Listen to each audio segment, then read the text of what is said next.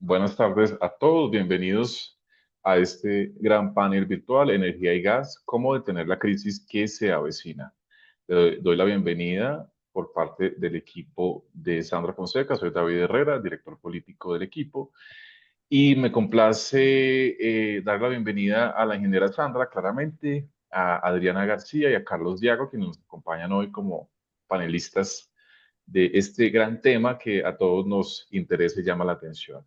Antes de darles un espacio breve para un saludo inicial, quisiera contarles la modalidad de este gran panel. La idea es que vamos a tener cinco grandes temas que estamos tratando el día de hoy. Uno, hablar un poco de las decisiones que no se tomaron y hoy pasan factura en el sector energético. Hablaremos también de gas natural. En el tercer lugar, aprovecharemos la experiencia de Carlos para profundizar en la crisis del Caribe, puntualmente en la crisis de aire. En cuarto lugar, hablaremos de las reglas y todo el tema de incertidumbre jurídico y jurídica que se maneja en este momento en el país. Y finalmente hablaremos desde la experiencia de los tres de qué se puede hacer para poder corregir estos grandes problemas que estamos enfrentando hoy en día. La ingeniera Sandra va a moderar y va a guiar la conversación. Y lo que les propongo a todos acá es que como son cinco temas clave, si el público tiene preguntas, si quiere manifestarlas por el chat, las puede ir haciendo. Y a medida que terminemos cada bloque temático, abrimos un espacio breve para las preguntas y así evitamos que todo quede hasta el final. También, si alguno quiere intervenir brevemente en ese espacio para hacer una pregunta a cualquiera de los panelistas, pues nos avisan también en ese momento en que abramos las preguntas y abrimos el espacio muy concreto para que puedan ellos responder. Así que nada, arranco de atrás para adelante. Carlos, bienvenido y gracias por acompañarnos en este panel. Sí, bueno, muchas gracias Sandra por la invitación y estoy a su disposición para participar en este intercambio de ideas a efectos de encontrar alguna guía de solución que ella pueda ser nuestro aporte para su labor en el Senado. Muchas gracias, Carlos. Adriana, bienvenida también y gracias por acompañarnos hoy. No, muchas gracias y muchas gracias a Sandra que, digamos, siempre me ha tenido presente para poder participar en sus paneles y bueno, ahora con más público aún. Entonces, mil gracias más bien por haberme invitado a participar del mismo. Un gusto. Mu- Muchas gracias. Y antes de darle el espacio a la ingeniera Sandra, quiero brevemente, los que no conocen a Carlos y a Adriana, contarles que fue el primer interventor de aire, es experto en servicios públicos y miembro de la Junta Asesora de Electricaribe. Adriana, por su parte, ya es abogada, es experta en temas de energía y gas, fue gerente jurídica de Ecopetrol y es experta claramente en temas de regulación y seguridad jurídica. Y Sandra Fonseca, ingeniera electricista de la Escuela Colombiana de Ingenieros, es experta en energía con más de 35 años de experiencia en el sector público y privado. Ha sido directora de la CREC de Asoenergía y presidente de la empresa de energía de Bogotá y actualmente candidata al Senado de la República por el nuevo liberalismo en este gran inicio político de su carrera. Así que sin más, Sandra, bienvenida y adelante. Bueno, muchas gracias, los saludo a todos. Muchas gracias, David, y totalmente complacida de que Adriana y Carlos me acompañen en este panel que va a ser maravilloso. A todos los que nos acompañan, nos escuchan, me han apoyado y van a ayudar a analizar estos temas. Pues bienvenidos, les agradezco a los que de pronto nos vayan a ver después, porque vamos a dejar pues la grabación también de esta discusión y de este evento para consulta. Pues también les doy la bienvenida y las gracias por acompañarnos. Voy a Sí, empezar. un segundo, entonces les recuerdo para los que acaban de llegar, son cinco temas. Vamos a tener preguntas breves entre cada bloque para que si quieren dejarlas en el chat lo pueden hacer o si no, en el momento en que se abra la conversación. Entonces, Sandra, arrancamos con el tema número uno, las decisiones que no se tomaron y hoy pasan factura. ¿Cómo se fue construyendo el riesgo energético? ¿Qué advertencias se ignoraron y por qué el margen de maniobra se está agotando? Es todo tuyo el espacio. Gracias. Pues para dar un poco inicio a este primer punto y tal vez partir de un contexto para que todos tengamos como el mismo nivel de entendimiento y conocimiento, quiero hacer un breve resumen de cómo estoy viendo el tema y justamente porque el título de este evento, que es Energía y Gas en Colombia, cómo detener la crisis que se avecina. Yo he venido diciendo y vuelvo y les comento que creo que estamos realmente enfrentando una crisis en el sector energético de diferentes, digamos, magnitudes y de diferentes calados, dependiendo del energético que estemos hablando, pero claramente, pues la situación no es como nosotros tenemos en nuestro imaginario de que desde hace 30 años tenemos un sector energético robusto, fuerte y desarrollado. En realidad, sí, después de la ley de servicios públicos y la ley eléctrica en el 94, pues Colombia sí creció en temas energéticos, con inversiones, con aprovechamiento de recursos, con mejora de eficiencia. Y es cierto un poco lo que dicen algunos de los agentes en términos de electricidad, de que llevamos más de 30 años sin un racionamiento, digamos que uno puede soportar y decir que esto es así y que este logro es real, pero también creo que podemos llegar al consenso y seguramente así va a ser, de que en realidad esto ya no es suficiente para para el país de hoy y tampoco para el país que queremos en el futuro. Entonces, un poco creo que estamos viviendo de viejas glorias, vivimos de inversiones muy exitosas que tuvimos en el pasado y que afortunadamente pues hoy nos permiten resistir y nos dan como esa sostén de la infraestructura que hoy en día, a pesar de la crisis, nos hace mantener el servicio. Pero vamos a ir viendo que en realidad las inversiones en el sector durante los últimos 10 años, digamos que en los primeros 20 años lo logramos, pero en los siguientes 10 años tal vez no ha sido tan exitoso y ya el modelo empieza a mostrar unos límites claros para su crecimiento y para el abastecimiento de de la demanda. Entonces, yo quiero decir un poco, sí, no hay un racionamiento, no hay apagones eléctricos, pero sí hay mucha fragilidad del sistema en el sector eléctrico. Y sí, es cierto, no hay un racionamiento de horas o programado del sector de gas, pero claramente hemos perdido demanda de gas y claramente estamos en yo pienso, desabastecimiento de algunas de las demandas de gas que es absolutamente evidente. Y pues para nadie es un secreto que esto es como resultado en parte de las dificultades que hemos tenido para lograr la inversión en todos los sectores. Claramente en energía eléctrica, yo diría que en el último quinquenio nos hemos, eh, digamos, confiado en que las renovables son las que nos van a llegar a soportar la energía eléctrica y a mejorar la situación. Y pues, aunque ha habido avances, pues realmente al día de hoy claramente no tenemos ninguna eólica y la solar pues no ha cumplido las metas que hemos tenido como expectativas de crecimiento y de entrada en operación. Y lo mismo puedo decir del gas. Digamos que es clara la amenaza y lo vamos a discutir de cómo ha venido cayendo la autosuficiencia en términos de reservas producción, en términos de exploración. Y claramente hoy en gas estamos enfrentando un riesgo estratégico que lleva al país a una operación límite con con este energético sin que podamos olvidar que estas situaciones en energía pues también nos ha llevado a un límite en términos de precios, en términos de confiabilidad futura, en términos de seguridad energética, donde claramente hemos ido perdiendo soberanía y llegando al límite de confiabilidad. Entonces, esto nos lleva pues como a discutir cómo es que está avanzando esta transición energética, si es sostenible o no es sostenible, cómo está amenazada la demanda energética y por lo tanto cómo está amenazado, digamos, el desarrollo productivo, social, económico del país. Y pues en un tema que tal vez no vayamos a explorar demasiado, pero que realmente afecta, digamos, los ingresos fiscales del país, que todos sabemos que está en una situación fiscal bastante, digamos, frágil.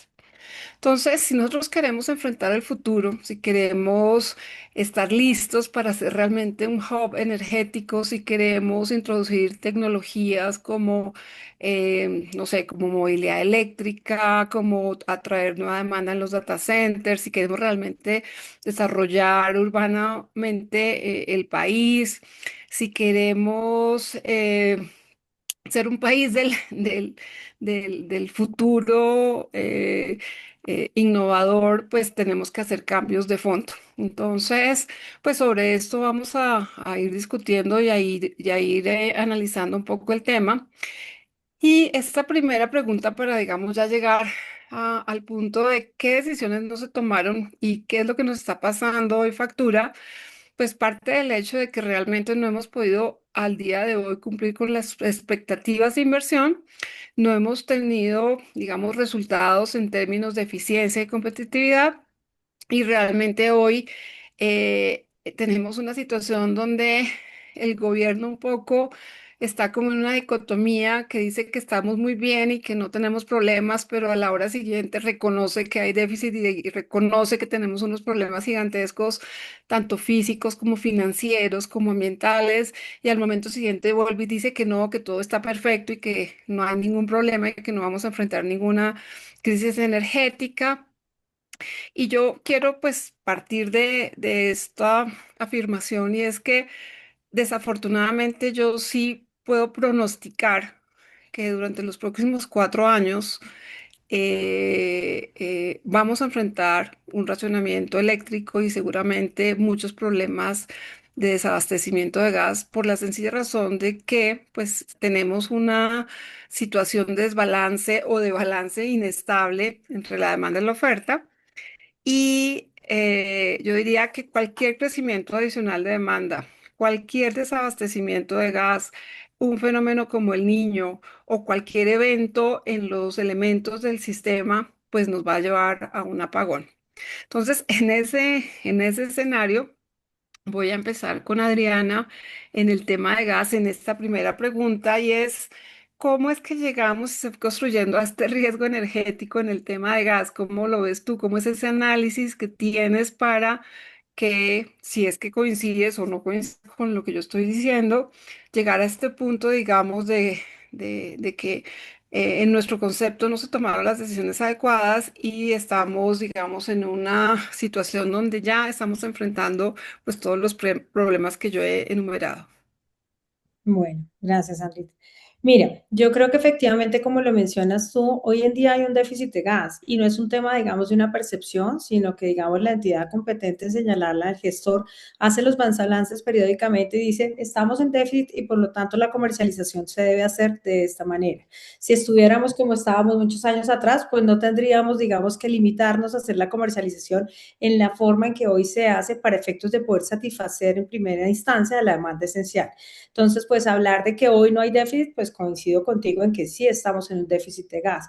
Probablemente es lo que están haciendo, digamos, tanto el sector privado como el sector público, las instituciones y demás, es tratar de asegurar cómo ese déficit se maneja de la mejor manera y tratar de ver, digamos, cómo se llega a esa demanda esencial primero para no tener, digamos, que en las casas no llegue a haber el servicio público de gas, que las industrias que están conectadas no lleguen a tener acceso a esta, que la refinería se apague o que el sistema de transporte no funcione, pero pues déficit hay. Hoy en día, pues uno puede ver que los distribuidores, digamos, hacen una tarea ardua en tratar de conseguir su gas para poder cumplir con esa prestación de servicio público, que además a veces yo pienso porque pues se enfocan mucho en la demanda esencial y sé que lo hacen porque a veces administrar pobreza es muy difícil, pero uno dice, pues la prestación de servicio público es para todos. Si hay una industria que no está conectada a un sistema, pues ella debería tener todo el derecho de poder acceder a ese servicio de gas en las mismas condiciones, pero desafortunadamente en la coyuntura actual no se tiene.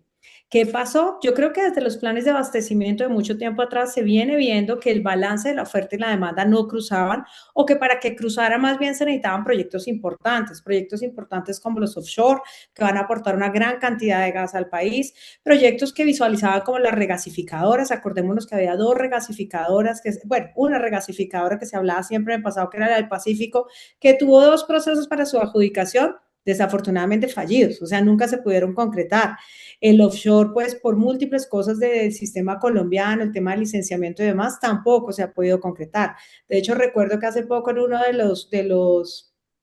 los eventos que hicieron Naturgas decían que probablemente hacia el 2028 iba a entrar ya el offshore. Pues eso creo que va a ser otra vez rezagado en el tiempo porque depende de unas licencias que pues uno entendería que todavía no se han conseguido. Entonces creo, y pues los campos que tenemos hoy en día en Colombia, la mayoría de los campos que hacen, digamos, yo veo un esfuerzo en los productores permanente por tratar de hacer inversiones para poder ofertar más gas al mercado, pero son campos maduros, son campos que no es como estaban hace 15 años atrás en que pues efectivamente estaban en su apogeo, son campos que ahora requieren mayores inversiones para poder mantener la producción.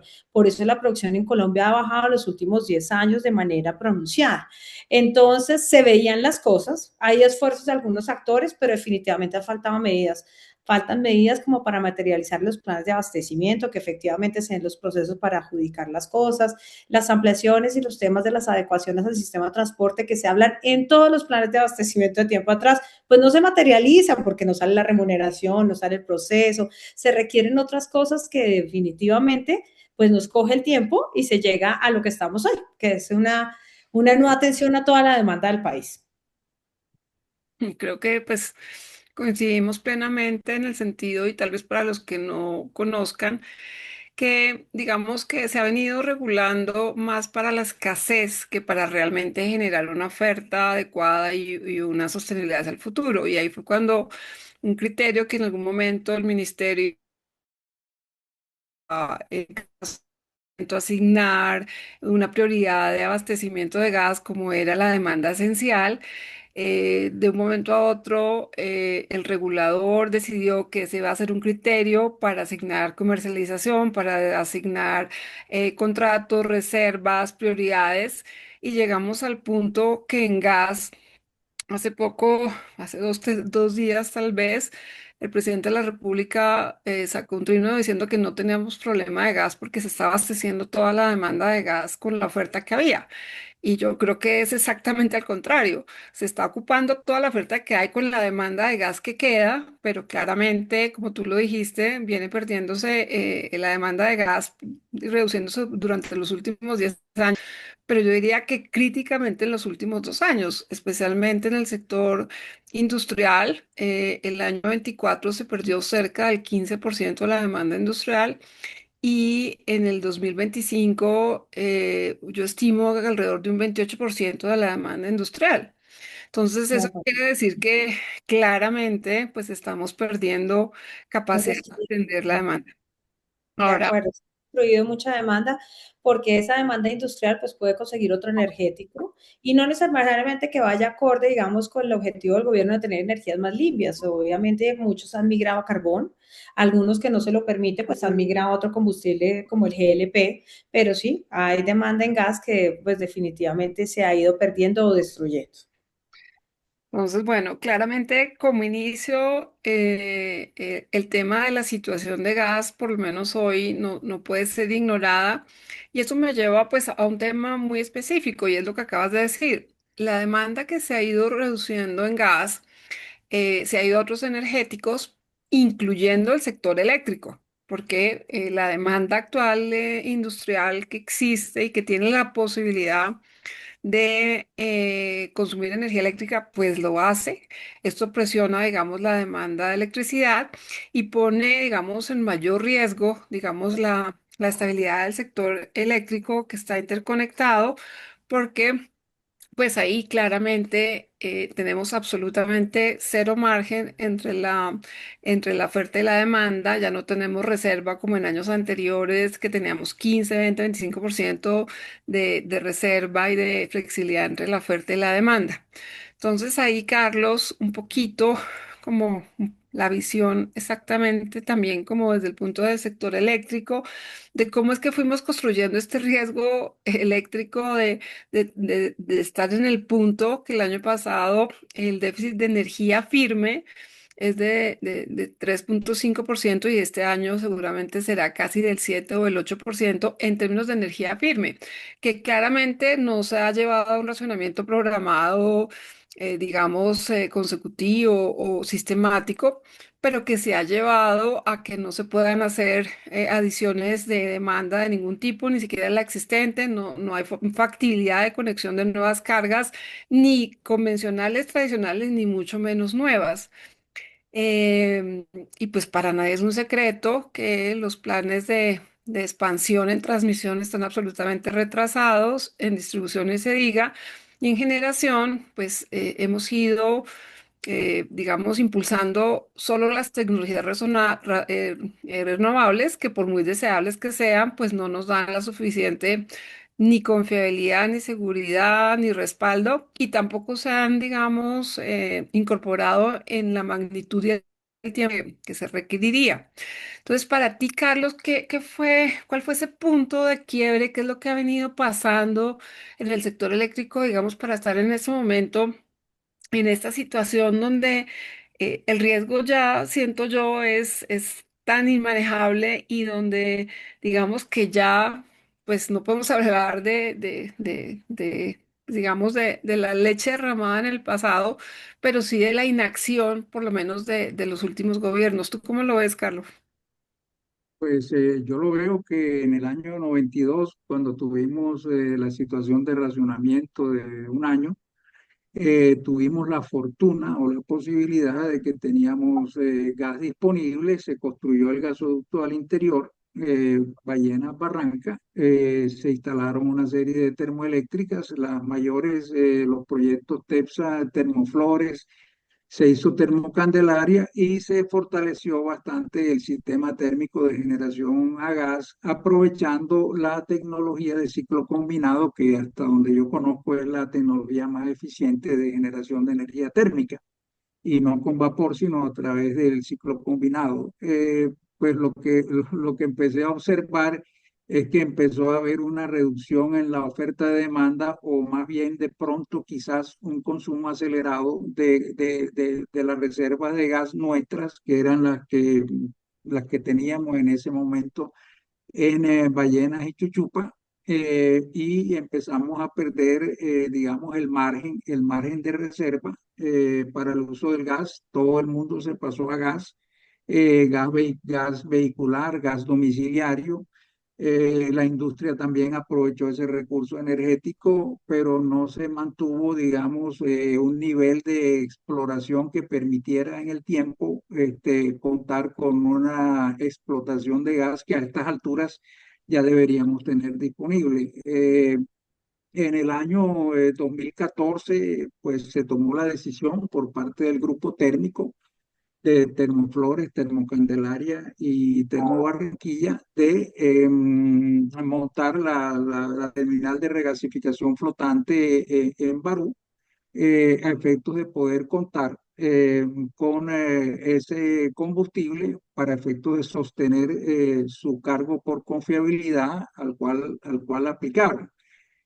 Con el tiempo, pues ese uso empezó a ser cada vez más frecuente y se puso notorio, habida cuenta la carencia de los sistemas de transmisión hacia la costa Caribe. Entonces, la red de transmisión entre el interior y la costa Caribe empezó a ser claramente insuficiente, y se han producido unas necesidades continuas de generación de energía térmica acá en el norte del país. Lo cual también tiene de paso un impacto en el costo de la energía a través de la componente de restricciones para todo el país nacional. Veo con preocupación que entonces nos estamos como acostumbrando, digo nos estamos como país quizás, no porque yo comparta ese concepto, a una dependencia externa de gas importado, cuyo precio es aleatorio, depende de circunstancias ajenas a nuestro control, pero que nos van a impactar directamente tanto a la industria productiva, que ya lo está necesitando, la ampliación de la sociedad portuaria del Callao, eh, así lo indicó, creo que ampliaron unos 60 millones de pies cúbicos diarios, y eso pues prácticamente fue como poner un helado en la puerta de un colegio sediento. Entonces, todo ese gas, pues lo coparon. Se habla de entonces de Venezuela, se habla de la terminal de la importación por el Pacífico, un sistema que Ahora no vamos conozco cómo va a ser, pero me imagino que será costoso. Ya está trabajando TGI en el tema de ballenas. Hay otra terminal de regasificación en Coveñas y hay otra terminal de regasificación terrestre. Entonces va a haber una competencia por importar gas. Y yo no sé, digamos, el gas nacional de dónde va a aparecer. Lo que veo yo y vislumbro es que no vamos a tener la posibilidad de recurrir a la tecnología de ciclos combinados, que es la generación de energía más rápida o más pronta que se podría tener frente a una hidroeléctrica o frente a una central de carbón o una ampliación de una central de carbón a vapor, que mínimo demora 3 años, eso sin meterle los tiempos ambientales, etcétera, etcétera. Para mí, para la costa, pues es en particular esta crisis del gas apenas está empezando y apenas está mostrando la puntica. Bueno, ya vamos a avanzar un poquito más adelante con todo el tema de cómo vamos a resolver o cómo se está pensando resolver la oferta, Carlos, pero antes de pasar al segundo punto, y con la claridad, digamos, de que no hay suficiente oferta en expansión de generación. ¿Tú cómo ves y por qué hemos llegado a una situación que tampoco en transmisión y en distribución hemos logrado tener la suficiente capacidad ni para aprovechar los recursos, digamos, de manera interconectada y eficiente como se estaba pensando desde siempre? ¿Y por qué hemos tenido también tanta dificultad en lograr inversiones en distribución de manera más oportuna? ¿Cómo lo ves tú? Que entre tú y yo sabemos que las últimas grandes inversiones en distribución del país no fueron en el último periodo tarifario, en los restos, digamos, en los grandes operadores de red del país fueron tal vez en la década anterior, pero por ejemplo en la costa, pues yo me atrevería a decir que casi que llevamos 3 décadas sin grandes inversiones. Cuéntanos esa historia. Sí, sí, realmente cuando se tomó la decisión de lo que llamamos la privatización de las distribuidoras de la costa Caribe, surgió el programa Planier. Tú estabas de directora de energía en el Departamento Nacional de Planeación. Hicimos un proyecto pues muy completo de muchas subestaciones y todas esas infraestructuras se le entregó, se transfirió, perdón, al comprador de ese momento, que fue el Consorcio de Electricidad de Caracas y Houston Industry.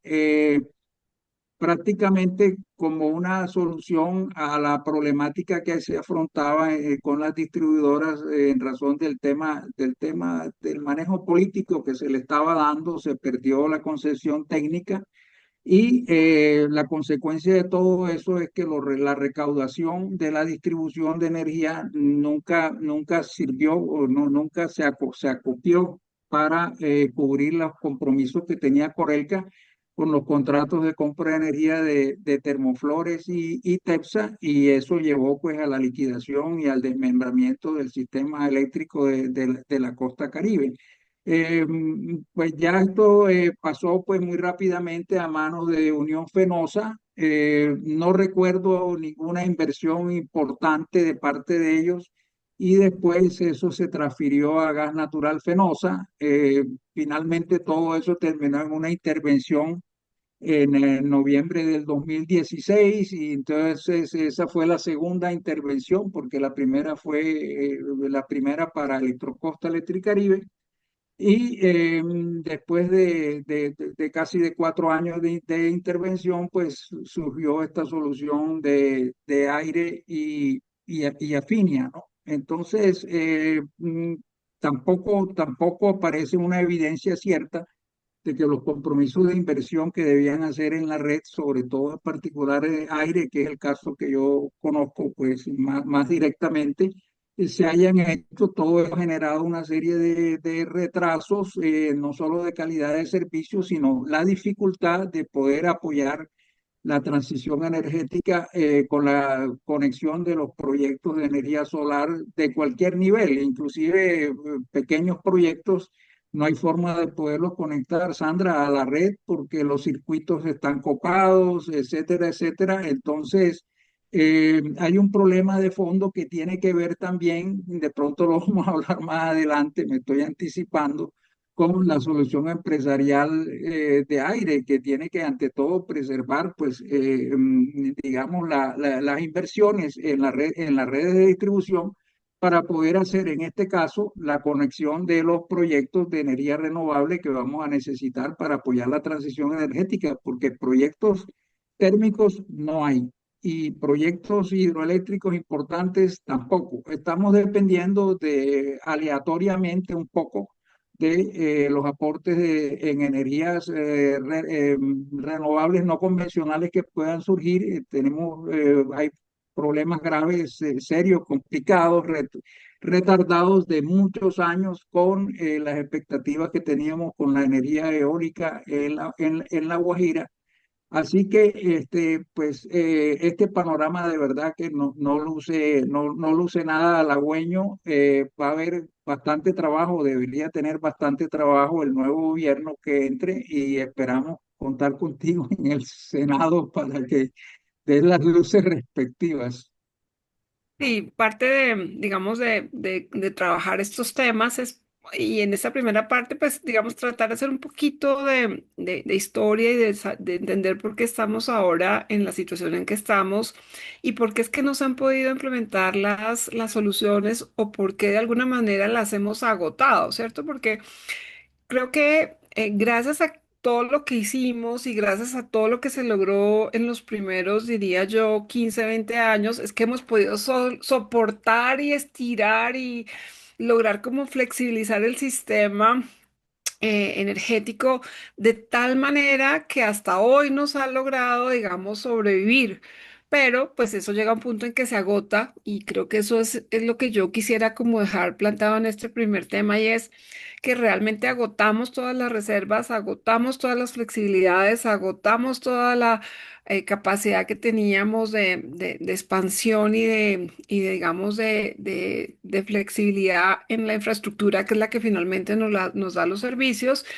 Y pues ya estamos en un momento en que todos sabemos, las inversiones están prácticamente no digamos paralizadas, pero con una complejidad tanto en tiempo, en oportunidad, en cantidad, que nos lleva a estar en una crisis energética que a veces es difícil, digamos, de reconocer por parte de las autoridades, pero pues que el mercado básicamente lo siente en en todas las variables que uno puede medir y que puede realmente revisar. Entonces, digamos, partiendo de eso y tratando de profundizar un poquito, me voy a centrar sobre todo en el segundo punto que Sí, planteamos. Sandra, antes de entrar a ese punto, tenemos un par de preguntas. No sé A si ver. alguno tiene preguntas relacionadas con esta coyuntura, cómo se llegó, más allá de soluciones, que eso lo miramos más adelante. Primera pregunta nos hace Emilio es, con todos los proyectos de regasificación y un panorama de precios débiles a nivel internacional, ¿la seguridad energética no estaría garantizada? Pregunta Emilio. Pues yo creo que ahí Adriana nos va a ayudar a contestar eso ahorita en la segunda, el segundo punto del desarrollo digamos, de ya específicamente cómo vamos a trabajar el tema de gas natural, ¿cierto? Pero yo quisiera sobre ese punto específico decir algo y es, estamos en una especie de tensión que nos lleva a que la situación crítica de gas nos está afectando la situación crítica eléctrica y la situación crítica eléctrica nos está afectando el gas. Y eso fue evidente, por ejemplo, en el mantenimiento de la planta de regasificación de SPEC del año pasado, donde no había niño, no había problemas, digamos, de embalses, estábamos en esos momentos simplemente dependiendo de abastecer la demanda de gas del país, de todos los tipos de usuarios con la regasificadora y la necesidad de sacar durante varios días la regasificadora a mantenimiento, porque obviamente hay que hacerlo, pues nos enfrentó a la decisión de que si eso pasaba, probablemente íbamos a tener que enfrentar un desabastecimiento de gas pleno y para evitar, digamos, ese desabastecimiento de gas pleno, pues no se declaró un racionamiento de gas, pero se declaró una priorización que en realidad fue un racionamiento, digamos, un poco pues para ser suave, escondido o, un poco ahí medio manejado, pero la realidad es que no podíamos abastecer tampoco la demanda eléctrica de la costa, dada el poco, digamos, poca flexibilidad que tenemos para la generación y porque como no se ha hecho la transmisión tampoco con la magnitud adecuada, se requiere generación térmica para cubrir las restricciones de la zona Caribe, las restricciones eléctricas de la zona Caribe, a lo cual se dedicó parte del gas que hubo que disminuir en ese mantenimiento. Es decir, la tensión entre la oferta y la demanda de gas y la oferta y la demanda de electricidad es completamente evidente. Y también un punto ahí para contestar esa pregunta es el hecho de que en realidad hace unos años, yo diría hace 10 años, podíamos abastecer, digamos, la demanda eléctrica sin usar las térmicas. En este momento eso ya no es posible. En este momento nosotros necesitamos la generación térmica básicamente de manera constante y en casi todas las horas del día. Entonces, esa flexibilidad de que con solo hidroeléctricas vamos a abastecer la demanda eléctrica no es cierta. Sin meternos ya al punto 2, Adriana, no sé si tienes algún comentario específico a esa pregunta o ya nos vamos un poco a avanzar en el punto 2. Pues yo creo que la podemos ver en el 2 porque es básicamente ver qué se está haciendo hoy en día para poder entrar a mantener, digamos, o abastecer, digamos, esa demanda. ¿Hay Perfecto. alguna respuesta, David, antes de Sí, pasar al tema? sí, hay dos preguntas que las voy a dejar para adelante que tienen que ver precisamente con las soluciones. Camilo nos pregunta sobre los acuerdos del gobierno, que ahorita, o con el gobierno, que ahorita lo revisamos. Y Edgar nos pregunta también sobre la posibilidad de retomar la construcción de varios proyectos energéticos. Entonces, los anotamos para cuando hablemos de las posibles soluciones. Vamos al punto número dos, que es gas natural. Bueno, en ese tema y pues aprovechando la súper experiencia y conocimiento actualizado de Adriana en todos los temas, digamos, de desarrollo de oferta de gas, yo solo quiero hacer la introducción de este tema anotando, digamos, como dos puntos. Primero es que en realidad yo veo un conflicto también en los temas de cómo desarrollamos la expansión de la infraestructura de gas, tanto, digamos, de oferta como de transporte.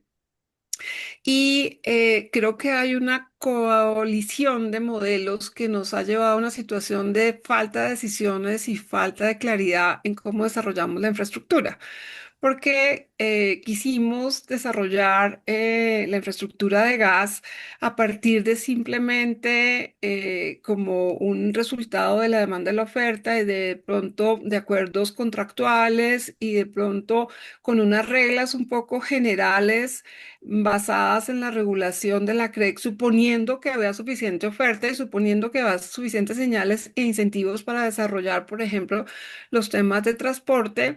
Y a mi modo de ver, eso tuvo un gran problema de oportunidad en el desarrollo de la infraestructura. Primero, porque no había suficientes incentivos para desarrollar, digamos, la oferta de gas doméstico y con todos los problemas que hay, digamos, de los contratos, los cambios en la forma en cómo se manejan las reservas, en la forma en cómo se desarrolla la exploración y la producción de gas, por un lado, y por otro, el hecho de que pues el desarrollo de la infraestructura de transporte pues era digamos contravidente porque entre más congestión y más digamos limitación en el transporte de gas pues más incentivos de ingresos tenían los transportadores y ante eso se desarrolló un modelo alternativo paralelo que fue desarrollar los planes de expansión de gas y llegar a una serie de decisiones de identificación de proyectos para ser desarrollados a través de convocatorias, solicitaciones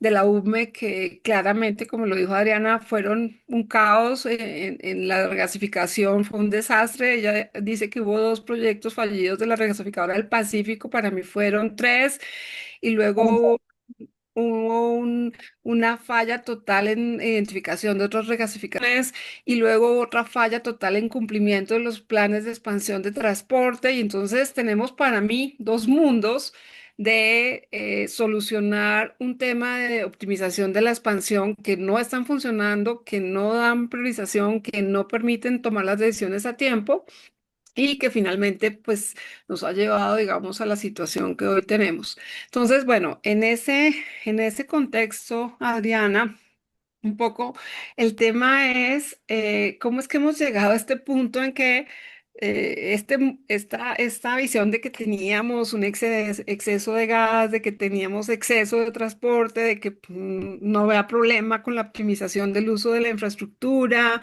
que podríamos tener, digamos, un abastecimiento pleno, al punto en que realmente estamos en un mundo de contratos, un mundo de asignaciones, donde se está priorizando la escasez, donde desconocemos la firmeza de los contratos y decimos que están condicionados firmes o que si de pronto el día que se abastecen y que se cumplen se vuelven firmes, y todo este tema de separar la demanda y todo este mundo que a mi forma de ver pues está desconociendo una realidad, y es que estamos en una insuficiencia de gas. Entonces ahí un poco cómo es tu visión y qué es lo que no está funcionando hoy.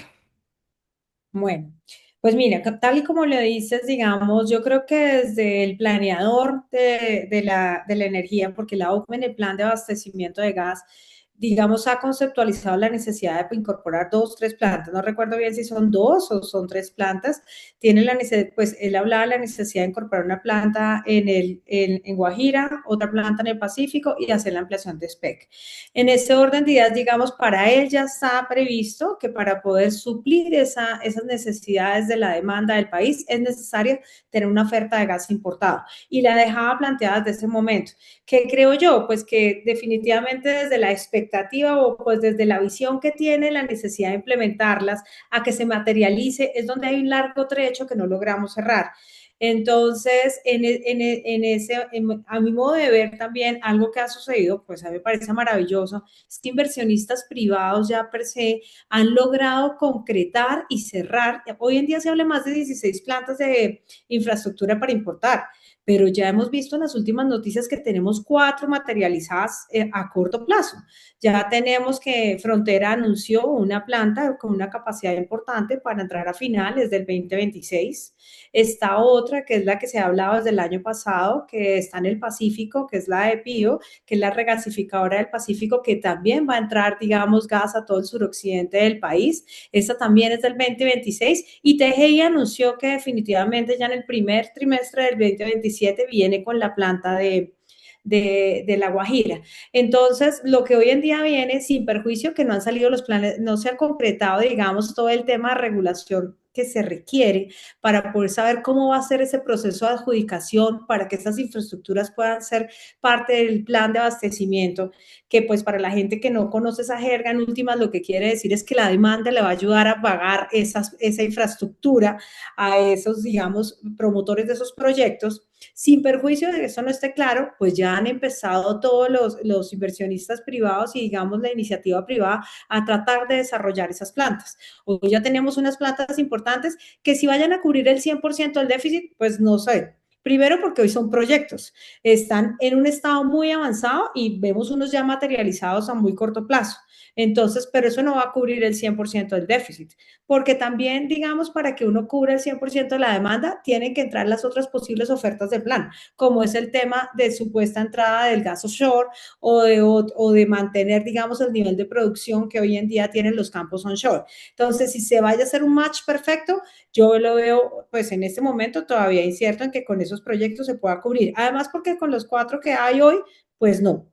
faltaría, digamos, que se logren desarrollar otros para que den, digamos, por lo menos ese cubrimiento al déficit de la demanda, que si no estoy mal, el gestor hace unos días señalaba que para el 2030 estamos hablando casi de un 50% de la demanda. O sea, se requeriría tener, digamos, otras fuentes para que nos cubra ese 50% que hoy en día hace falta. Me estabas diciendo los planes, claro, no tiene sentido armar tantas plantas y traer tanto gas para dejarlo en la costa. Se requiere definitivamente poder internar ese gas. Y para eso desde hace tiempo se viene hablando en las restricciones del sistema de transporte. Y esas restricciones del sistema de transporte, digamos, requieren una normativa para que se pueda materializar.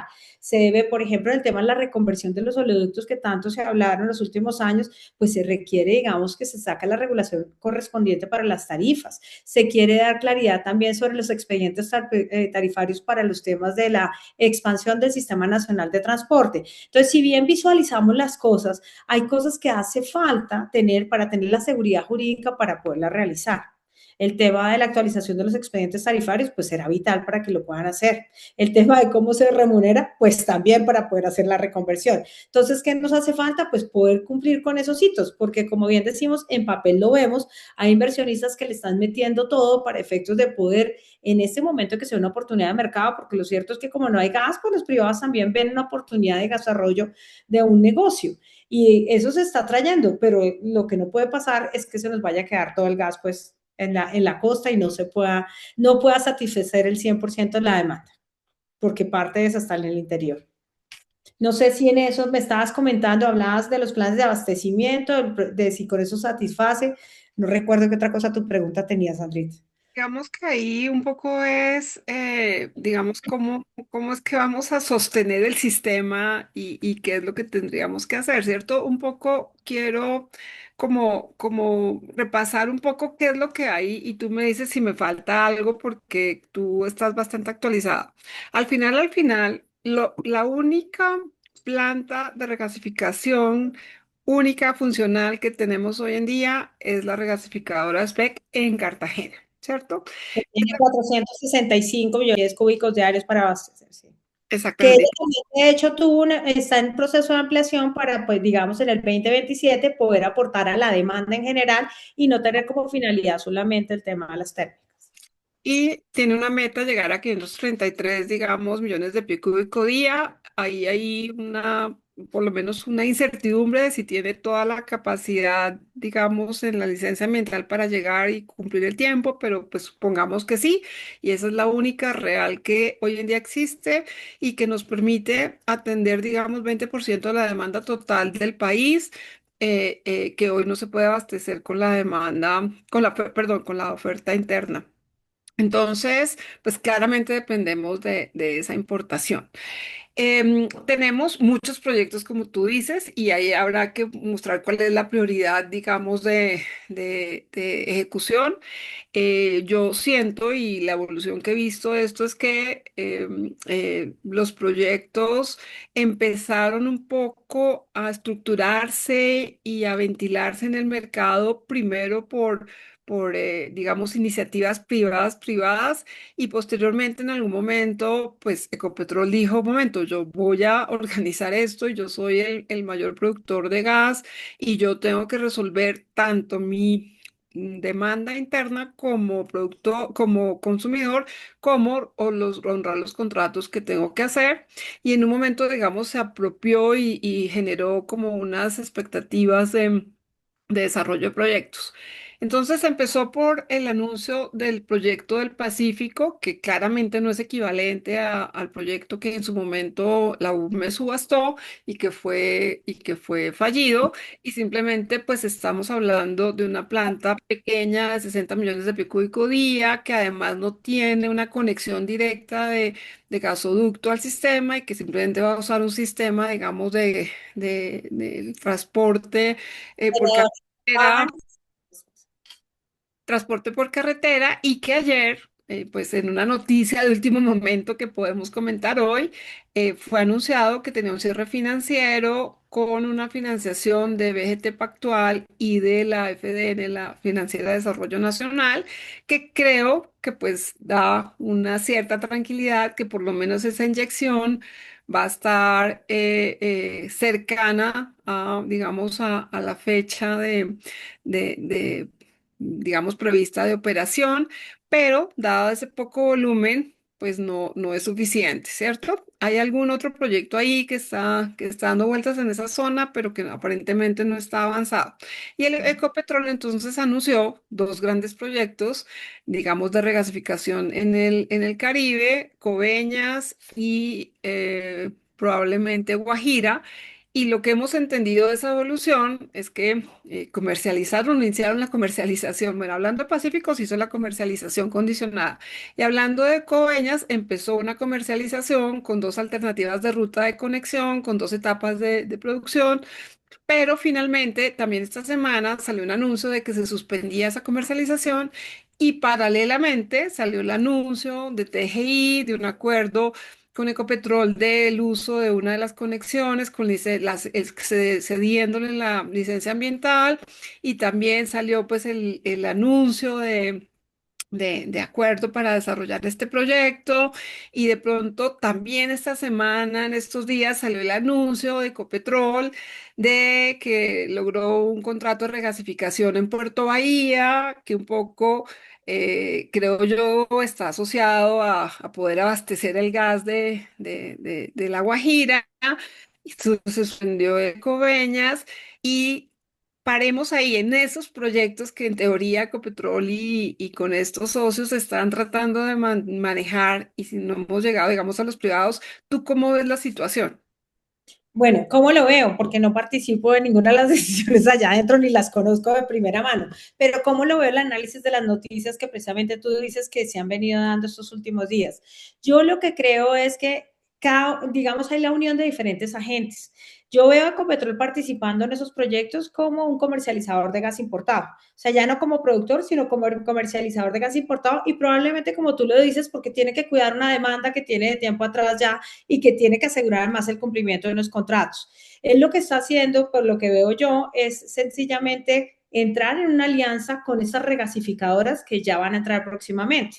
Entonces está la que tú decías, desde hace tiempos atrás se ha anunciado que él iba, digamos, a tener una capacidad de regasificación en la del Pacífico.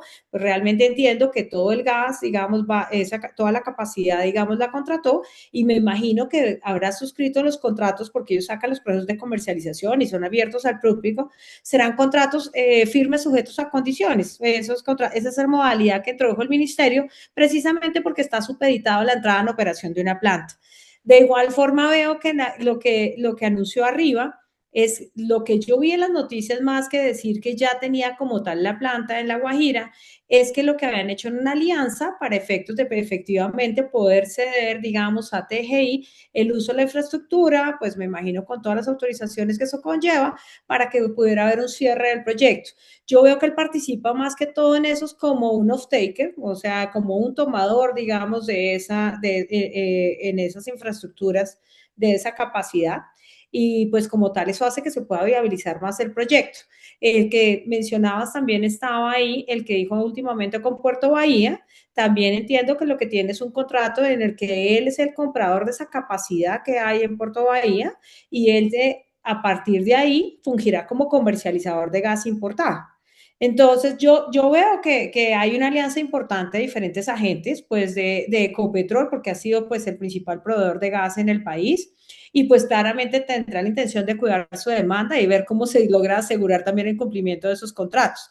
Esos procesos de comercialización que anuncia, como lo veo también, son nuevos procesos de comercialización atados a la entrada de operación de esas plantas. Vienen a partir del 2026, el último trimestre del 2026, para el caso, entiendo, del Pacífico y para el caso de Puerto Bahía, y viene ya para el 2027, supuestamente, que ese todavía no han abierto un proceso como tal de comercialización que yo haya visto en ese sentido, en el de Guajira. Que sí pasó, que había anunciado un proceso de comercialización de Coveñas, y lo que entiendo es que sacó un comunicado diciendo, oiga, como ya el grupo empresarial, porque acordémonos que, pues, que Ecopetrol tiene diferentes entidades que hacen parte del grupo empresarial, entre esas CENIT, lo que vi es un comunicado de prensa que él dijo, oiga, nosotros ya no vamos a tener, digamos, este proyecto como tal, porque Ecopetrol, pues, que es líder del grupo empresarial, anunció ya una alianza estratégica para tener, digamos, para fungir como comercializador y anunció también el proceso de comercialización de gas a través del proceso de regasificación de Puerto Bahía. Así es como lo veo. ¿Qué está haciendo? Asegurando los próximos años, pues con las capacidades que ha contratado en diferentes puntos del país, en las que están más próximas, claramente, porque pues se habla de Amazónica, Amazónica es otra que está también, pero pues no sabemos la fecha de entrada exacta, también anuncia que es para el 2027, esa es otra planta que está ahí, digamos que ya se ha anunciado públicamente que es un proyecto, que es allá en la costa y que próximamente digamos que ya está cerrando contratos, también anuncia, digamos, en los medios. Entonces, sí hay proyectos que por iniciativa privada han ido avanzando, obviamente que tienen jugadores estratégicos que le siguen de off-takers y le dan más viabilidad, pero son proyectos que también deberían ser parte, digamos, de esos planes de abastecimiento. La UME hoy de pronto debería estar pensando, oiga, qué proyectos van avanzados y qué proyectos de verdad yo debería no someter a un proceso de adjudicación, sino que voluntariamente lleguen y ya yo los pueda adoptar dentro del plan. Y entonces eso ya le da más seguridad todavía a los proyectos. Eso podría ser una jugada, pues, como para apuntarle, digamos, a asegurar esa oferta en el país. Sí, yo creo que tú tienes razón en que hay que decantar esto porque en realidad mm, el único que está funcionando, insisto, es SPEC. Está bien, anunciaron el cierre de Pacífico, pero resulta que toda la comercialización está sujeta a condiciones. Y sujeta a condiciones quiere decir que si no se cumple el proyecto por licencia, por barco, por conexión, por cualquier problema, la demanda igual está sin el gas, simplemente No, completamente descubierta. sí, no, digamos que la modalidad de contrato de firme sujeto a condiciones, sí, tiene como, digamos, tiene como condición o la entrada en operación de una planta o el desarrollo offshore que se materialice. Pero yo creería que estos proyectos realmente ya van en una etapa más avanzada y para poderlos ir medio materializando, pues no están como tan así, sin perjuicio de cómo aguas abajo los comercializadores los puedan, digamos, estar comercializando por el mismo mecanismo contractual que les ha dado, digamos, el ministerio, porque ese contrato ni siquiera es de la CRE, que el firme sujeto a condiciones es un tipo contractual del ministerio que se prevía precisamente para viabilizar ese tipo de proyectos difíciles, como las de las plantas regasificadoras o como los proyectos offshore.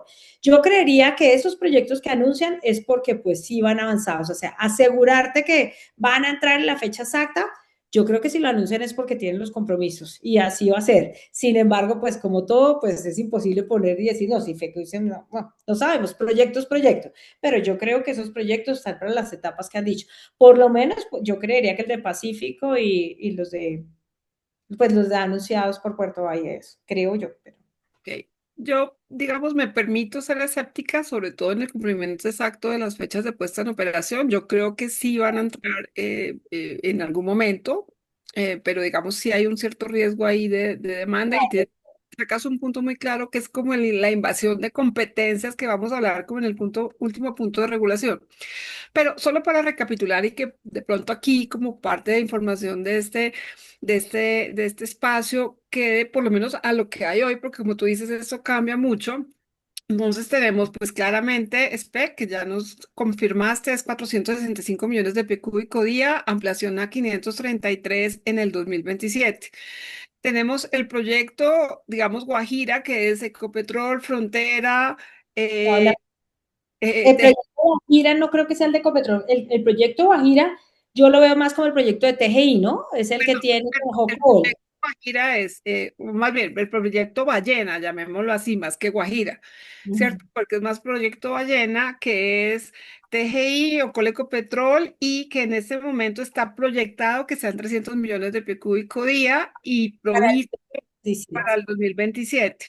Tenemos el proyecto de regasificación Ecopetrol Frontera en Puerto Bahía, El que es, pro- en teoría, está entre 126 millones de pies cúbicos día y podría llegar a 370, ¿cierto? Digamos, es lo que está, más el que yo llamo caído, que ya no está, digamos, en la mesa, que es el de Coveñas, que pues en este momento, pues ya esos 400 millones de pies cúbicos día, yo creo que no los podríamos contar por lo menos en el plazo.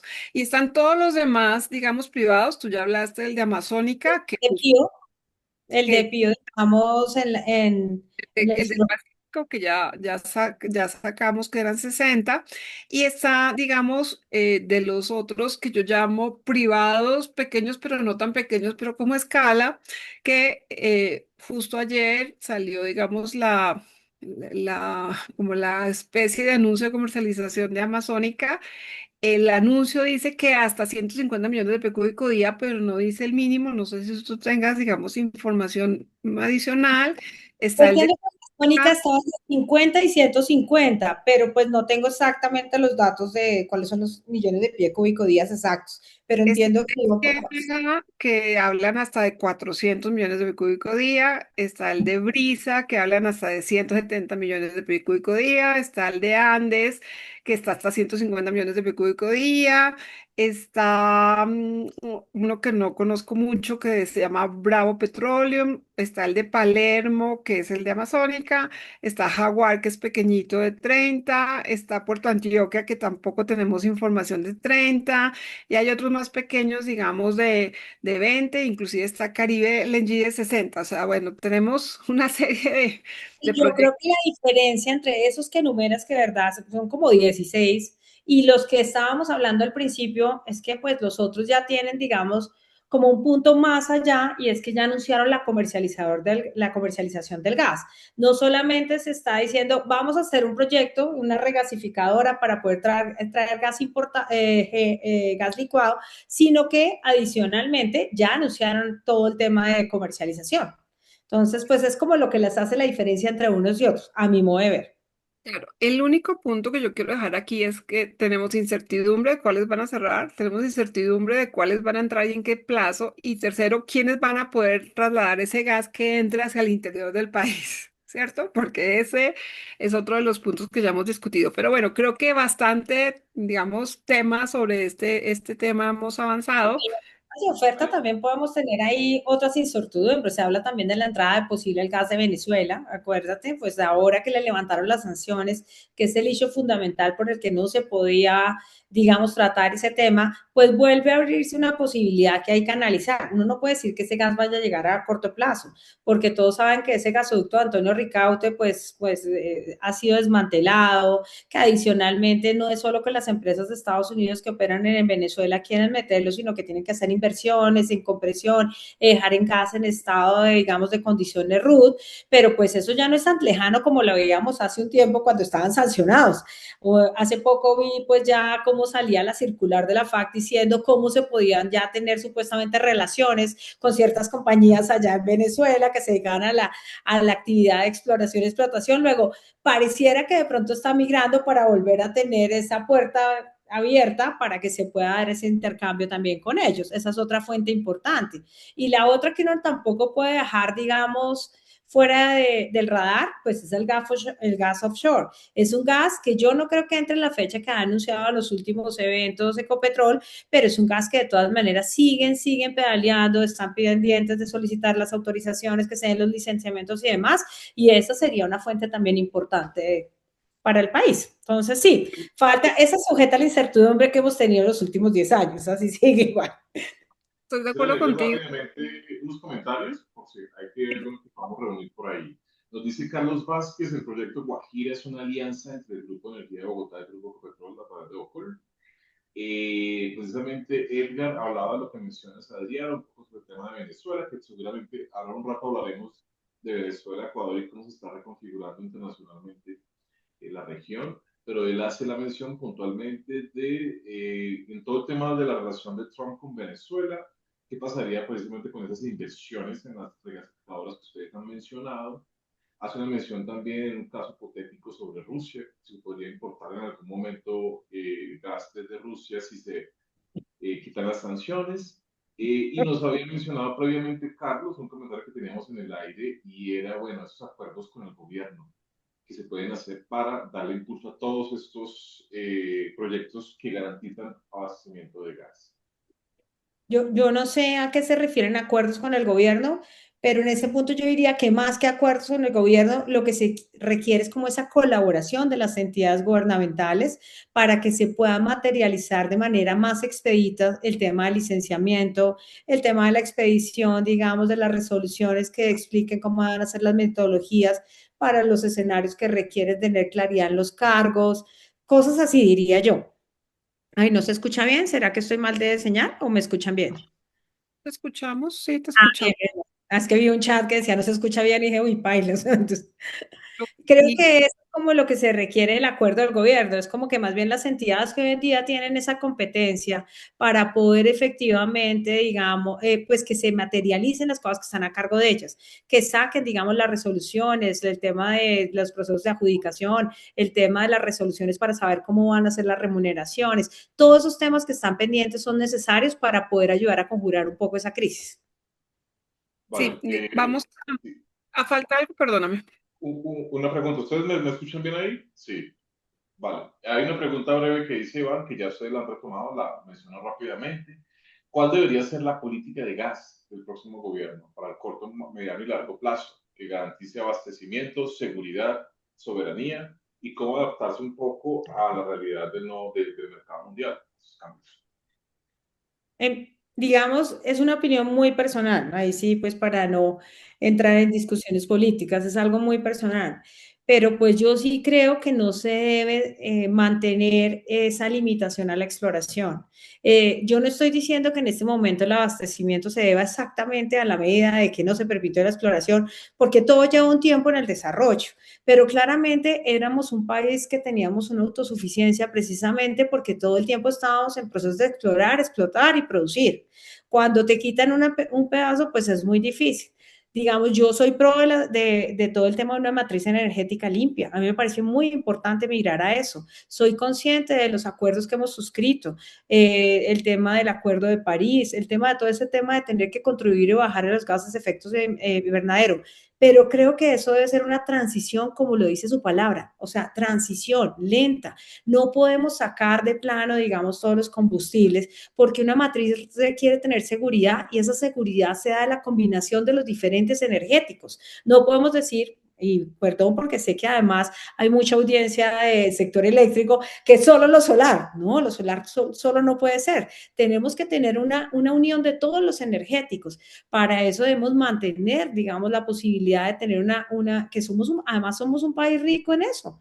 Tenemos que mantener la posibilidad de la exploración y la explotación. Si me pregunta a mí en lo particular y no soy ingeniera, pues también deberíamos darle la oportunidad con el fracking. El fracking, digamos, es un proceso en el que se ha demostrado en otros países que no es dañino con el medio ambiente, que debe hacerse de manera responsable y aporta de manera eficiente. Entonces, en mi concepto, debemos cambiar un poco la política en no ser tan satanizada al tema de la industria del petróleo y gas, pero Sí, muy personal. Muchas gracias, Adrián. Si quieres, continuamos, Sandra, con el siguiente bloque, y yo donde la crisis dejó de ser teórica. Sí, yo creo que en este tema de gas, pues realmente pues hemos avanzado tanto en los temas de, digamos, de regulación como en las propuestas. Digamos, ahora al final podemos hacer una recapitulación, pero claramente hay que considerar el offshore, offshore Sirius, hay que considerar Venezuela y hay que considerar pues cómo reactivar, digamos, toda la exploración en Colombia y ahorita podemos como concluir con esos temas y ver qué más se necesita hacer. Pero bueno, pasemos a la costa, electricidad, a aire, porque tenemos a Carlos, que es el experto en este tema, y pues ahí vamos a la audiencia eléctrica, Carlos. Y de alguna manera, digamos que yo he dicho que esto es como la crónica de una muerte anunciada. Llevamos para mí 6 intervenciones, porque pues inclusive las inversiones privadas son intervenciones con diferentes modelos que tú ya explicaste, diferentes inversionistas, diferentes expectativas de que esto fuera una solución, pero digamos que en la situación actual hoy de la costa y de aire, pues tenemos un escenario donde llevamos ya, tal vez si cuento mal, 16, 17 meses desde la última intervención que hizo el gobierno.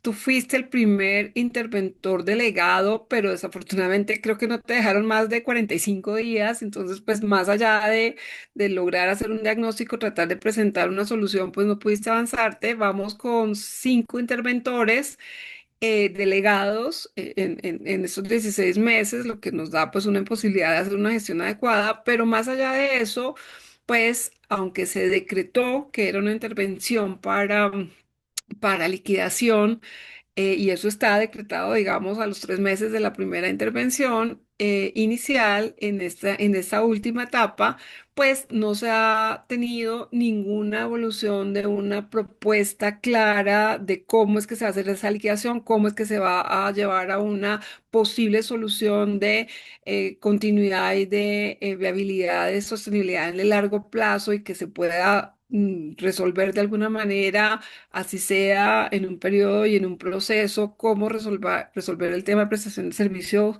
público en la costa, especialmente en aire, y a mi modo de ver, con una situación muy, muy, muy complicada. Y es que no tenemos una solución, digamos, siquiera definida para poder avanzar. Tenemos la deuda pretoma, pero tenemos una deuda posttoma porque la gestión ha llevado a tal punto en que no se ha logrado siquiera cumplir con la operación de la empresa, pero tampoco se tienen inversiones, pero tampoco se tiene, digamos, ninguna solución, y con un escenario pues, que no se puede olvidar, y es que al final, dentro del proceso, antes de la intervención, pues se cobraron unas tarifas gigantescas, se recuperó toda la opción tarifaria y luego sí se acordó, que es un tema impresionante que uno no puede acordar y llegar a un convenio de intervención. Eso me parece que eso está extralimitando, digamos, los temas legales. Y tenemos una empresa como Aire que no tiene generación, que no tiene subtransmisión porque la entregó y dijo que no podía hacerla, y entregó la subtransmisión, y eso se licitó y se entregó a otros inversionistas, donde no se tiene una gran capacidad de demanda no regulada que apalanque, digamos, los ingresos, pero tampoco se tiene ninguna solución, digamos, factible ni en distribución y su comercialización, ni en generación ni su comercialización, y pues con un servicio completamente deficiente. Yo tengo, digamos, mi propio diagnóstico, pero quiero irte y quiero saber qué es lo que tú estás pensando en cómo es que se puede solucionar esto, y luego yo te digo si estoy de acuerdo o no con tus soluciones. Bueno, todos idealizamos la solución, digamos, idealizamos si yo fuera. Entonces, para mí el tema de aire es que hay que garantizarle los ingresos al distribuidor. ¿Para qué? Para que el distribuidor pueda adecuar la red de distribución y para que pueda controlar las pérdidas. El tema de la comercialización de energía tiene dos factores. La comercialización viable y la comercialización social y oficial. La comercialización social y oficial ya se ha dado un primer paso al asignarle a la empresa GESELCA el tema de el desarrollo de las soluciones de energía solar comunitarias y también el desarrollo pues de los autoconsumos, etcétera, etcétera. Entonces, a mi modo de ver, el tema de la comercialización de la energía social y la energía institucional, que es causa de mucha deuda a la empresa aire privada, ¿no? O intervenida, es por esa vía, por la vía de GESELCA, lo que es la parte social e institucional, y la parte que está en competencia, simplemente que quede en competencia como tal, pero que liberen al distribuidor de la obligación de los recaudos. Los recaudos van a ir disminuyendo siempre, van a ir disminuyendo por cuanto ese es el mandato de la transición energética, tanto por el lado de los usuarios, digamos, de energía social o de energía institucional, pero más aún por el lado de la comercialización de energía viable, los estratos medio, alto, industrial y comercial. Esta debería ser, a mi modo de ver, la solución empresarial que está demorada más de un año, ni siquiera está bosquejada y por el contrario, ya el nivel de deudas post-toma ha alcanzado un nivel tan importante de que han surgido estos temas de grabar con 8 pesos a los usuarios para nutrir el fondo empresarial. Cuando yo estuve como miembro de la Junta Consultiva de Electricaribe, ese tiempo, un poco más de 2 años, eh, había mucho apoyo de parte del gobierno Duque, por mencionarlo, ¿no? Al fondo empresarial, y fue así como la empresa del servicio se logró sostener hasta el proceso digamos, de escisión donde surgieron Caribe Sol y Caribe Mar. Caribe Sol la tomó el grupo de Alberto Ríos en cabeza de Energía de Pereira y Caribe Mar la tomó Empresas Públicas de Medellín. Empresas Públicas de Medellín ha honrado su compromiso de mantener la prestación del servicio, aunque hizo una maniobra un poco inadvertida hasta ahora y es escindir de Afinia, el departamento del Cesar, algunos municipios del Magdalena y del sur de Bolívar. De todas maneras, ellos están integrados con aire en la búsqueda de una solución a través de la RAP, que es la Región Administrativa de Planificación. Esperamos que de ahí salga una solución de fondo, pero ciertamente esto está bastante demorado y amenaza pues la calidad de la prestación del servicio. Hay que reconocer que el servicio se ha mantenido habida cuenta de que el financiamiento está corriendo a cargo del mercado de energía mayorista, lo cual no está bien.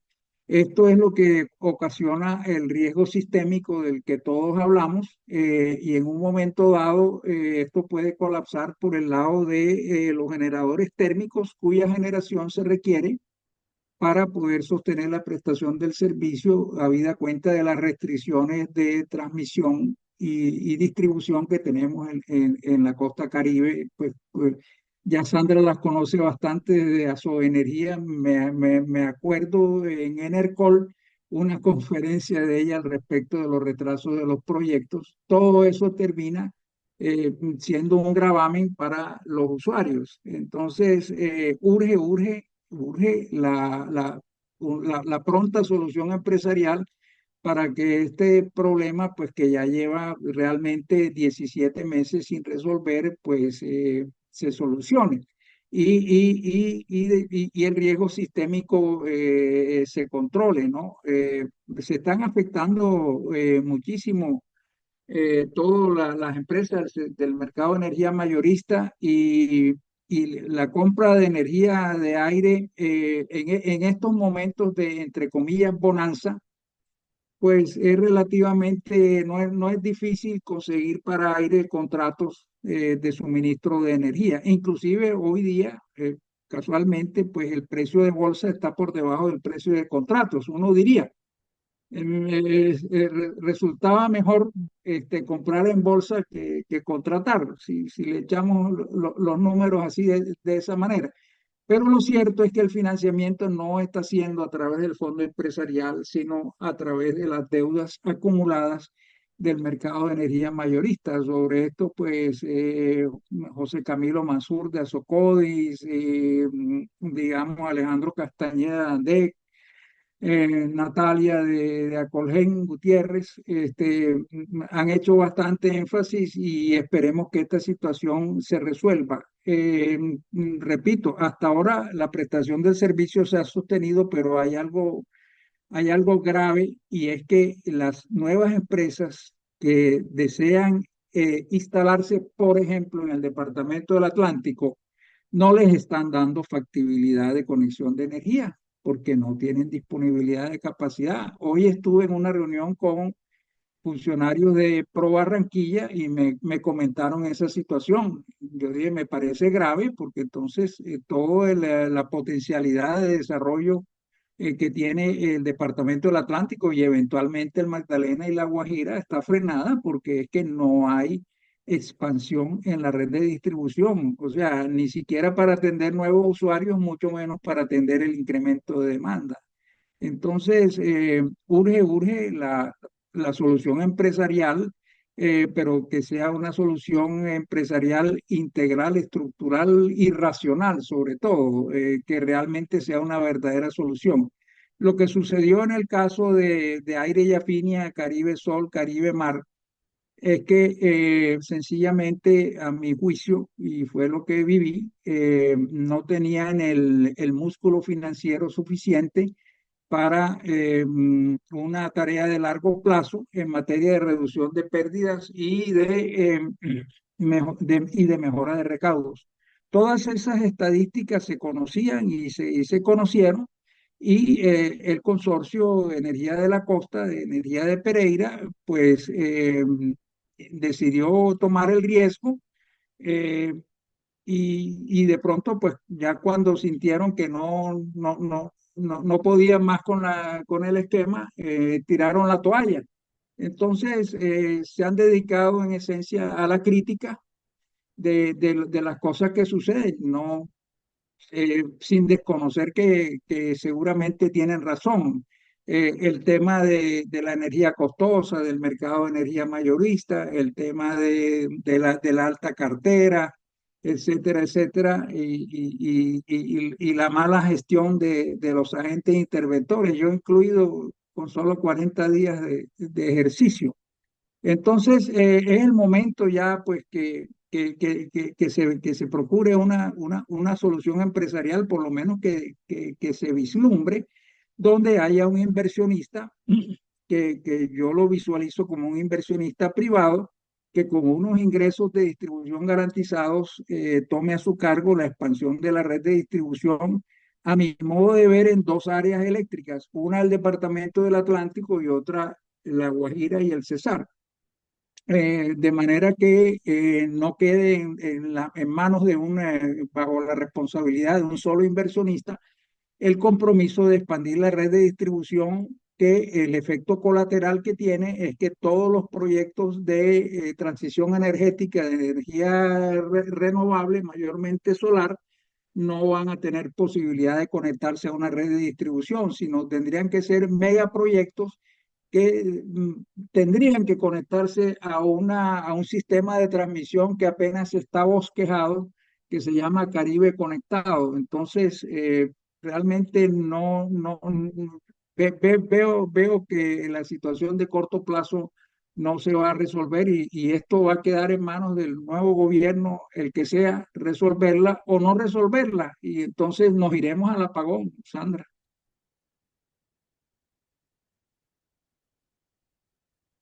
Está silenciada, Sandra.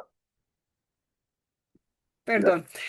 Sí, decía que coincido plenamente en que la situación es bastante crítica digamos, en la costa y pues la has descrito claramente. Yo he querido separar, digamos, Afinia de Aire porque de alguna manera, pues Afinia tiene un operador responsable con una capacidad financiera suficiente. En mi concepto ha ido avanzando más en inversión que lo que ha hecho, que no ha hecho básicamente Aire, y tiene un apalancamiento, digamos, en una forma de una casa matriz que permite una financiación a través de una gestión con la comercialización de energía que pueden desarrollar. No quiere decir que la situación sea libre de riesgo y de situación difícil de desarrollo, pero digamos dejando al lado a Finia con todos los problemas que pueda tener, concentrándose en aire, pues yo veo que realmente la situación de aire es cada vez más precaria porque, como les comentaba, primero no tiene generación que le permita, digamos, por lo menos parcialmente manejar ese riesgo de comercialización. Segundo, en las redes de distribución cedió, porque lo cedió, entregó todos los desarrollos de su transmisión, lo que hace que no tenga tampoco, digamos, una financiación en redes de subtransmisión y se quede concentrado con el problema más grande de sistemas de distribución local y con una inversión prácticamente nula. Entonces, pues sin que pueda decir que esta es la solución final, yo sí creo que es una empresa que ha venido recibiendo por décadas ingresos que se ponen en la tarifa, tarifas especiales que además les dan mayores ingresos por factor de recaudo, por mayores pérdidas, porque incluyen todas las pérdidas, porque tienen acceso prioritario a todos los fondos sociales y de formalización y de acceso a los recursos de fondos especiales del ministerio. Y a pesar de eso, pues hoy está en una situación completamente grave. Si yo lo miro desde afuera, yo lo que veo es una empresa que recibe ingresos por tarifas plenamente, digamos, incrementado respecto a otras, digamos, empresas distribuidoras comercializadoras, pero que no usa los ingresos que recibe para cumplir los planes de inversión. Se excusa, y digo se excusa, en que tiene que pagar una comercialización de energía muy costosa, pero que también se le reconoce en la tarifa. Entonces uno no entiende por qué tiene que usar los recursos de distribución para pagar compromisos de generación cuando esos también se reconocen en la tarifa, y así tenga un recaudo del 80%. Pues eso no da para que no se hagan las inversiones. Entonces yo creo que realmente y estructuralmente hay que separar la empresa de distribución de la comercialización. Yo sugeriría, y creo que dentro de las soluciones que se pueden explorar, es realmente asegurarse que la distribución, como redes, transformadores y toda la expansión de subestaciones se haga independientemente de la comercialización de energía y se busque un operador distinto para la comercialización de energía que ojalá a su vez se pueda apalancar con generación propia, que es lo que hacen los demás comercializadores dentro del país, y separar los problemas, separar la gestión, separar los flujos y separar las soluciones en el largo plazo. Sin embargo, pues eso es simplemente una visión, una sugerencia. Como tú dices, no se ve siquiera un análisis, un estudio, una proyección, absolutamente nada. Y por lo que tú concluyes es que genera un riesgo sistémico en el sistema interconectado, pero esto está asociado también a unas modificaciones de regulatorias que están quitando las garantías de liquidez del mercado en favor de una empresa intervenida y que ponen en riesgo a todo el sistema por el hecho de no limitar el suministro, por el hecho de forzar contratación, por el hecho de no cumplir con los subsidios y pues está todo de alguna manera sin solución, pero hay que hacerlo y hay que hacerlo paso a paso. Entonces, pues coincido contigo para cerrar este tema, que no creo que sea este gobierno el que vaya siquiera a avanzar en algún tipo de solución, y va a tener que ser el próximo gobierno el que lo haga, y va a tener que haber una vigilancia completamente cercana y certera para que esto se pueda hacer y no colapse, digamos, todo el sistema interconectado por esta falla sistémica. Entonces, pues tal vez con eso, pues quisiera cerrar el tema de aire y me permito sugerir que como que avancemos y unamos los puntos cuarto y quinto, que es un poco qué hay que hacer y por qué es que este tema regulatorio, digamos, genera incertidumbre, y cuáles son las soluciones que también hemos ido como esbozando. Entonces, tal vez invitaría a Adriana y a Carlos que desarrollemos un poquito el tema de por qué el cambio en la regla genera incertidumbre, y cerrar un poco con las recomendaciones que podemos hacer en cada sector que creo que han ido saliendo, pero que pues podemos concluir ahí, y yo me adelanto un poco diciendo que claramente tenemos que buscar la forma para que se cumplan las inversiones y que el tema de desarrollo de infraestructura pues finalmente se cumpla, porque si no, pues eso va a afectar tanto la confiabilidad como los precios. tenemos que partir de una institucionalidad fuerte que no mezcle y intervenga y invada competencias y que más bien genere que la responsabilidad vaya donde deba estar en los términos institucionales y necesitamos unas instituciones pues claramente fuertes, técnicas y donde no se satanice el conocimiento. Y tenemos que cumplir los criterios tarifarios y no usar, digamos, las flexibilidades que da la ley, o hay que cambiar la ley desde el Congreso para que estas flexibilidades no se usen como salidas del sistema. Entonces, tenemos que cerrar el sistema técnicamente, regulatoriamente, financieramente, institucionalmente y siempre pensando en el usuario, que aunque se dice que así es, pues no se hace en la realidad. Y esto necesita un control efectivo y necesita un control transparente y una información clara para la demanda. Entonces, no sé, Adriana, si quieres cerramos un poco el tema de gas. Mencionaste offshore, mencionaste Venezuela, mencionaste contratos, así que pues, ¿cuáles serían como tus recomendaciones finales? Bueno, como tú dices, la estabilidad jurídica es primordial. O sea, es claro que cualquier proyecto que quiera desarrollarse, lo primero que quiere saber es cuál es el ámbito institucional, digamos, en el país en donde va a operar y cómo, digamos, son las competencias de cada una de esas instituciones. Adicionalmente, tener claras las reglas para poder meter esa inversión y poder sacar adelante un proyecto. Definitivamente, si tú entras en un proyecto y vas en la mitad y te cambian las reglas del juego, pues eso genera incertidumbre y genera desconfianza. Eso va en contra de una inversión y que, digamos, inversión lo que se necesita siempre para sacar adelante un país. Entonces, creo que debemos ser muy claros en las competencias que cada una de las organizaciones y las entidades de gobierno en nuestro país. A veces deberíamos ser más cuidadosos en decir voy a hacer o a quitar cuando uno no tiene la competencia para eso.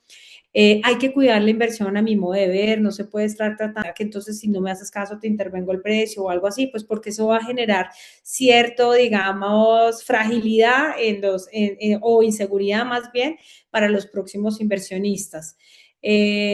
Como te decía la respuesta anterior, se necesita de todas maneras mucha regulación, pero técnica, o sea, mucha decisión de verdad de los organismos que tienen la competencia para hacerlo.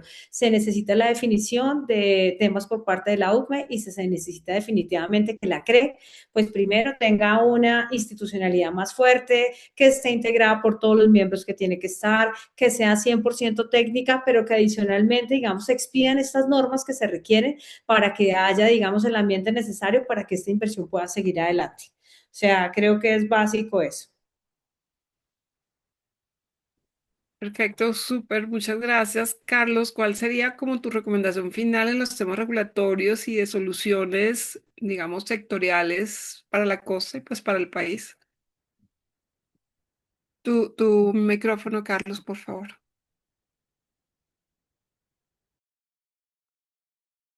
Se me olvidó.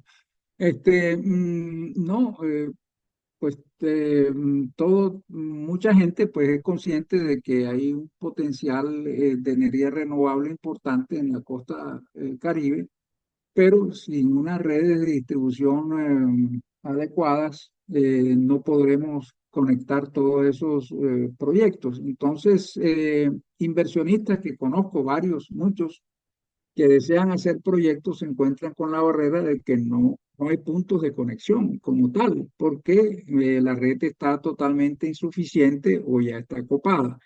Esa es una amenaza para la transición energética, habida cuenta de que no tenemos la expectativa de ningún proyecto térmico ni de gas, porque no hay, ni de carbón, porque es contaminante.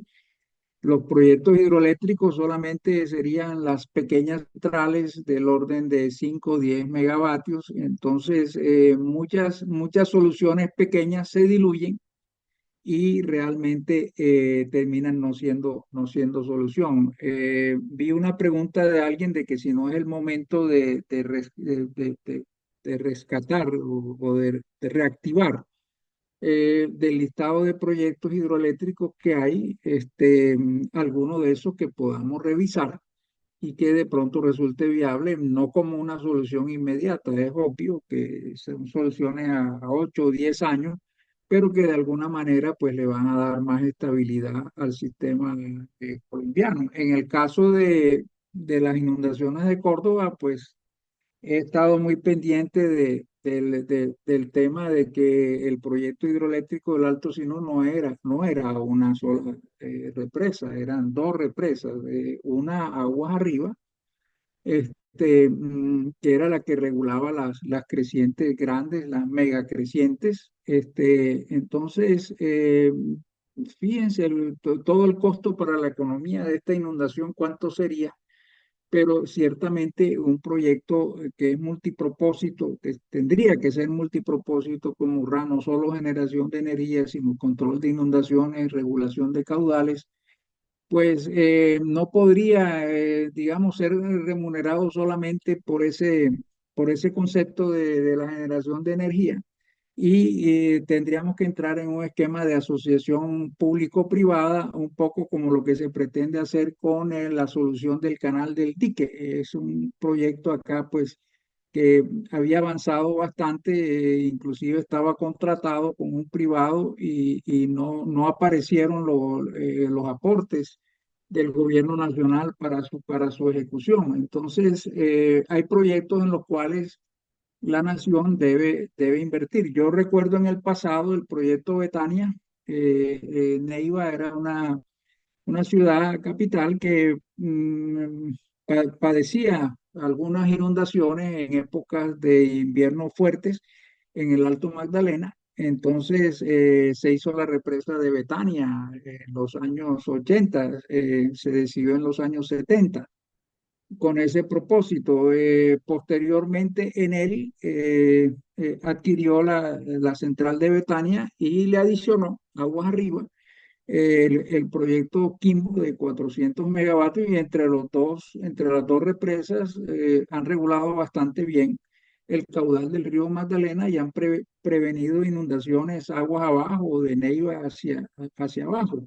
Entonces, pienso que la hidroelectricidad no debe ser descartada porque hayamos tenido una mala experiencia con Hidroituango, por ejemplo. Esto pues estará en vías de superación y en algún momento tendremos su capacidad completa de 2.400 megavatios. Ahora con esta, digamos, crecientes inesperadas en época de verano, Hidroituango también llegó a tener un nivel pues, ha rebosado agua, pues la presa se ha, pero es porque solamente está trabajando la mitad de las unidades, no tienen capacidad de turbinar todo el caudal, son ríos caudalosos, igual el río Sinú. Entonces, recordar este tema. Con relación a tantos proyectos de regasificación, sería interesante considerar que alguno de esos proyectos de regasificación estuviese conectado en sitio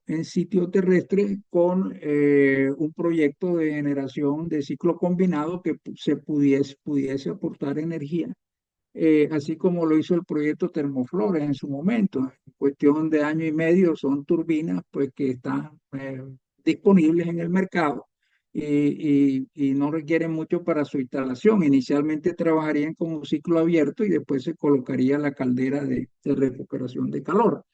Entonces, lo que faltan son decisiones e iniciativas privadas, pero los inversionistas con estas incertidumbres regulatorias, obviamente, Sandra, como tú lo dices, y Adriana, no tienen certeza de cómo se van a invertir en estos en este sector, tanto de energía como de gas. Entonces, pues hagamos nuestra contribución con nuestros comentarios y esperemos que haya oídos que los atiendan y tú desde el Senado los, los hagas valer, pues.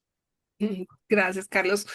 Pues yo creo que ya pues nos toca cerrar. Quisiera antes de irnos pues realmente creo que todos podemos dar nuestra solidaridad a lo que ha pasado en Córdoba. Es un tema de un desastre de una magnitud inesperado y que nos pone a todos en una situación de tristeza y que tenemos que colaborar.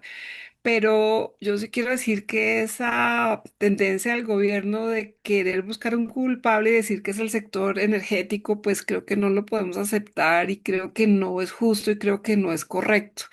Este tema se sale, digamos, de cualquier control de riesgo y creo que esto es multifactorial, como lo dices. Esto tiene un tema ambiental, esto tiene un tema de planeamiento, esto tiene un tema que más bien nos lleva a reflexionar de que necesitamos es construir más infraestructura, mayores presas con una regulación multianual que nos permita realmente aportar, porque no puedo decir controlar a la gestión de este tipo de situaciones, pero también como a que haya convergencia entre los criterios de uso del agua ambiental, de tierras, de acueducto y de energía, porque no hay un único criterio que permita manejar este tipo de situaciones. Entonces, pues habiendo dicho eso, pues yo creo que el desafío que enfrentamos no es menor, ¿cierto? Tenemos que recuperar la planeación, la ejecución, la regulación, en general toda la confianza del sector y atraer inversión privada y cumplir con las inversiones y cumplir con la gestión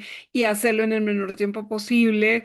Y bueno, yo lo que un poco ya para terminar y agradeciéndoles y un poco explicando el porqué de esta discusión.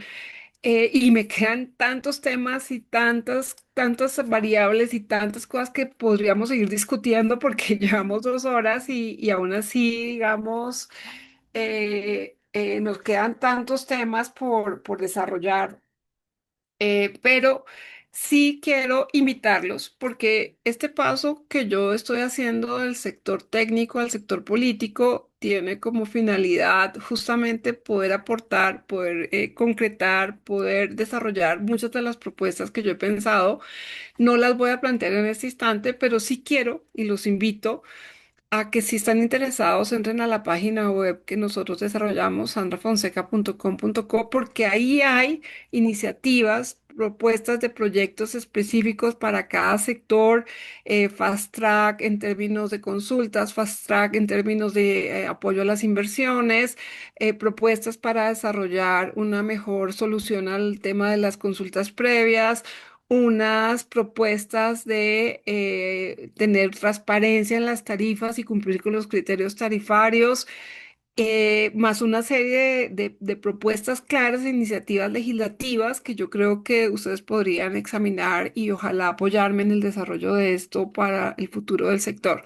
Entonces, simplemente darles las gracias, darles, no sé, mi mayor agradecimiento porque creo que este tema y este sector lo merece.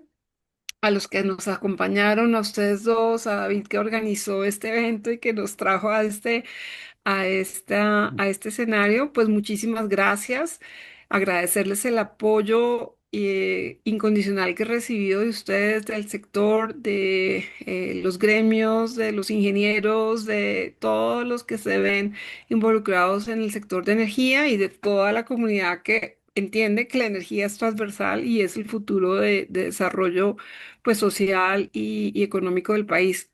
Así que no sé, David, si nos quedan preguntas, pero de pronto pues nos va a dar para otro Sí, conversatorio. sí, finalmente habían un par de preguntas que se las voy a hacer llegar a Carlos puntualmente, pero claro, para no quitarles más tiempo, queremos pues nada, agradecerles, de nuevo, como dices tú, realmente fue una charla muy enriquecedora por parte de los tres, más las preguntas que hicieron, así que nada, esperamos que en el futuro próximo se puedan dar paneles todavía más interesantes y con más tiempo, así que pues nada, a todos muchas gracias y esperamos que descansen y verlos pronto.